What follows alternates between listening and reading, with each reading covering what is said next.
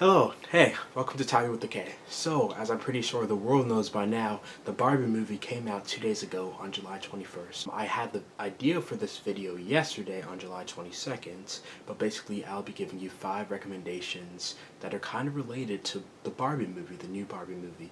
I'm going to say that there are spoilers in this video just to be more safe than sorry. I won't be talking about like specific plot points, but kind of like the themes of it. All of the books are some way tied to the themes of the Barbie movie. So, yeah. Let's just get started. We have 5. I think I may have already said that, but yeah, okay. So the first book I want to recommend you is called The Giver by Lois Lowry. And it was probably the first book that kind of introduced me to the book genre of dystopia. So it definitely holds a special place in my heart. It talks about this person named Jonas who belongs to a society where everybody has a specific role. He has recently been given the role of the giver, so he is, no, actually not, nope. He is trained by somebody named the giver in order to do his role, to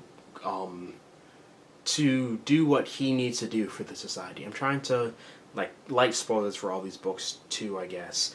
But yeah, what this has to do with the Barbie movie is that obviously, as you can see from the movie posters, every single Barbie in this world just has a specific duty, and they just go about their lives doing that specific duty, and that's kind of similar to the giver. I wouldn't call it rebellion, but she like starts kind of thinking things that people tell her that she's not supposed to be thinking of, kind of similar to Jonas in this book. I actually read that book last summer, and I made a video about it. I think my most popular short is a clip from The Giver. It's pretty funny, but yeah, I compared the book and the movie. The next book that I have is The Stranger by Albert Camus. This is also another book that I really like. I read it last year during my sophomore year of high school, and it was required reading for the English course that I was in at the time. And it takes place in France, and it has heavy themes of nihilism, which is basically the philosophical school of thought that says that nothing matters. Everything that you do doesn't really have an importance.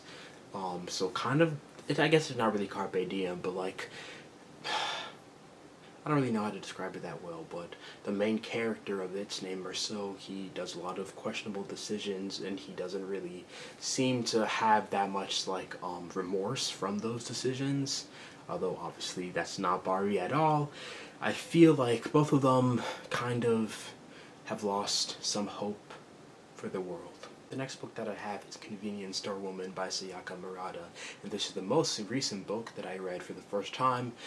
At the time of me reading it, the most recent time I read it, basically this is the most recent book I read, and it is translated from Japanese, and it talks about this person. I can't remember her name. Okay, but basically it is about this person that has been working at a convenience store for basically her whole entire life. She was there when it opened, and basically people are judging her for staying at this convenience store. Similar to the Barbie movie, it is about like who you want to be and who society wants you to be, how that like compares and contrasts, I guess. What's the person's name? Kiko is this her name? Okay, cool. It says on Wikipedia Keiko.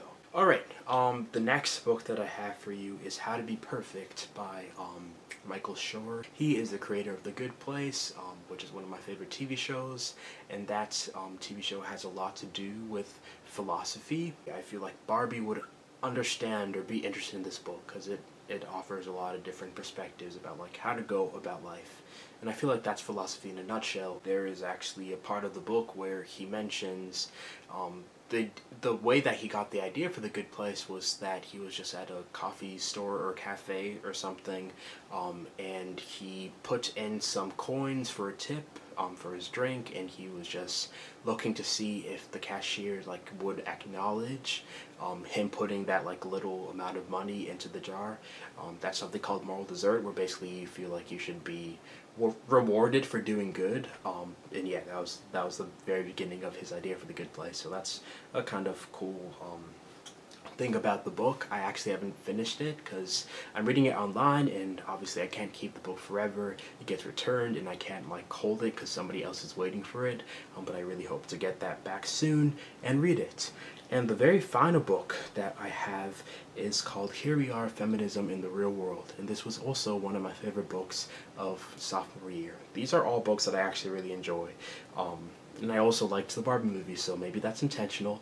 But this book offers different stories by famous people and various like works of fields of work that are women and are just telling their stories about, I guess, being women. And in Barbie world, it is run entirely by a woman. As the movie poster says, she's everything, talking about Barbie, he just Ken. And I feel like, yeah, Barbie would also be interested in this. So I guess these aren't really recommendations for the Barbie movie, these are recommendations for Barbie herself to read, I would say. But yeah, I just wanted to throw this video together. It's not that long. I also have an appointment that I need to get to, so this is kind of quick, but thank you so much for watching. I hope you can read one of these books and enjoy it. Be sure to watch the Barbie movie. It actually has, with Oppenheimer, I just found this out, the 4th largest box office opening weekend of all time. Right now it has 90% Rotten Tomatoes, so that's pretty good. Yeah, I did like it, so go ahead and watch it if you'd like. Also going forward, I will be doing 2 videos a week, so look forward to that. This Friday, I'll be releasing a video based on popular demand, comparing the book and the movie of Pride and Prejudice. So I've been reading the book, and then I'll watch the movie sometime later this week as well. So yeah, okay, bye. See you later.